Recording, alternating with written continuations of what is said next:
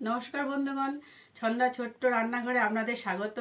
আজকে আমি নিয়ে চলে এসেছি কচু বাটা। দেখে নিন আমি কি কি নিয়েছি কচু বাটার জন্য।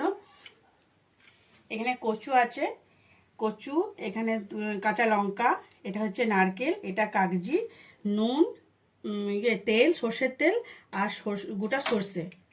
এবারে কচুটা লম্বা লম্বা কচু নেবেন, নিয়ে এসে ভালো করে ছাল খোসা ছাড়িয়ে ছোটো ছোটো করে কেটে আপনি নুন জলে ভিজতে দেবেন।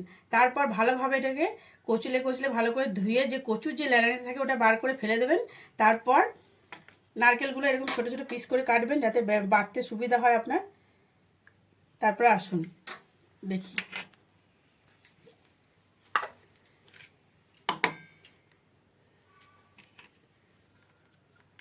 এবার আমি এটা মিক্সির বাটিতে দিয়ে দিচ্ছি।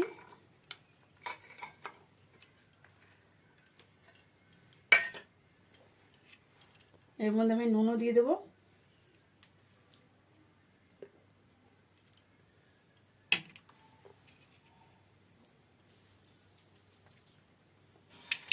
এবারে বেটে নিয়ে আমি দেখাচ্ছি।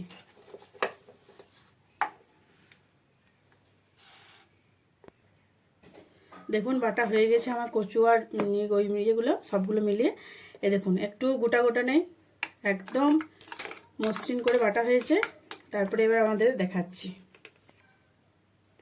এর মধ্যে আমি লেবু দিয়ে দিলাম, লেবুর রসটা।